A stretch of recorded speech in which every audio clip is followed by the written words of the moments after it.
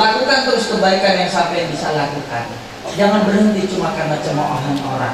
Jangan berhenti karena cuma disepelekan orang. Tentu yang perlu sampai pahamkan, kalian tidak akan menjumpai baik kecuali Allah mendatangkan keburukan untuk sampean. Kalau sampean berhenti berarti sampean buruk. Sampean yang punya skill, sampean yang punya apapun cita-cita sampean. Kalau sampean pengen menjadi kori atau koria, atau sampean pengen menjadi pendakwah, sebelum kori pendakwah atau sampean sebagai restoran yang dagang bakso ataupun makan, sebelum dihina atau dikecilkan, disepelekan, sampean belum ketemu yang namanya jati diri. Jangan dihindarkan. Sampean bisa minta doa selamat dunia akhirat, sampean bisa minta kekayaan apapun. Cuma satu yang tidak bisa sampai hindarkan, omongan orang. Kalau sampai sudah tahu seperti itu, kenapa harus berhenti berbuat baik? Teruslah.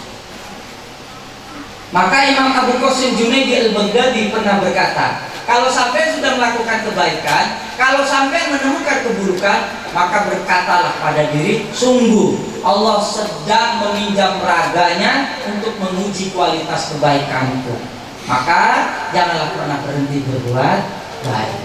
Sesungguhnya kebaikan yang paling buruk adalah saat kalian menjalankan atau melakukan kebaikan lalu sampai pengen pujian orang lain, lalu sampai bercerita kebaikan. Ini kebaikan paling buruk di muka bumi ini adalah kebaikan yang ingin diketahui orang lain.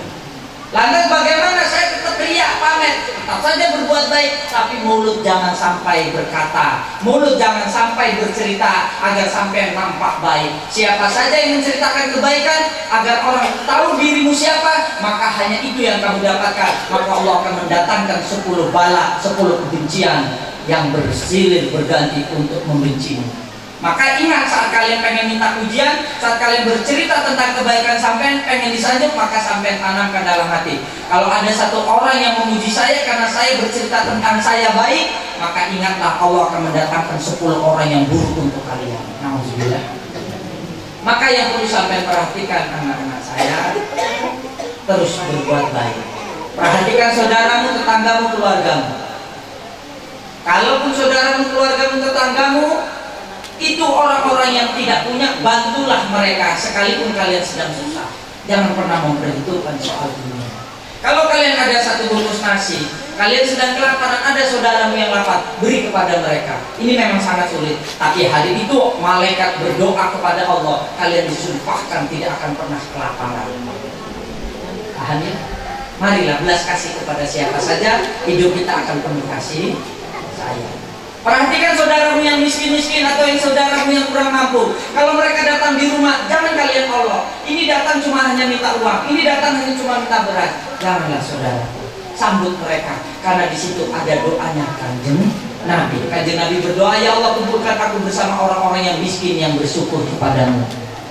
Maka tatkala kalian didatangkan orang-orang atau saudara yang fakir minta bantuan, bantulah mereka walaupun sampai sedang susah. Kalau ada orang yang datang minjam uang kepadamu, kalau kamu bilang tidak ada, maka rezekimu akan menyeratkan. Katakanlah, doakan saya agar mampu, saya akan menolong kalian. Maka jangan pernah lihat tangan kosong. Paham ya? Kalau ada orang minta tolong kepadamu, kalau kamu memang tidak milik, jangan pernah dia pulang membawa tangan kosong. Berilah apa yang bisa sampai beri. Perhatikan saudaramu, keluargamu, tetanggamu, saudara. Kalau ada saudara anak keluargamu yang kaya, tidak perlu kalian bangga-banggakan, tidak perlu juga kalian sanjung-sanjung, karena harus ingat kalian, Imam Abu Hanafi berkata, bangkai seekor anjing lebih baik daripada seorang manusia yang membanggakan manusia lainnya cuma karena pangkat, karena jabatan, karena kekayaan. Camkan itu. Siapa yang senang bergaul dengan orang kaya, maka dia akan menjadi cinta dunia. Barang siapa yang senang bergaul dengan orang pejabat, maka dia akan menjadi penjilat. Barang siapa yang bergaul dengan orang-orang miskin, maka akan ditambahkan syukurnya. Barang siapa yang bergaul di dalam majelis zikir, maka Allah limpahkan keberkahannya semuanya.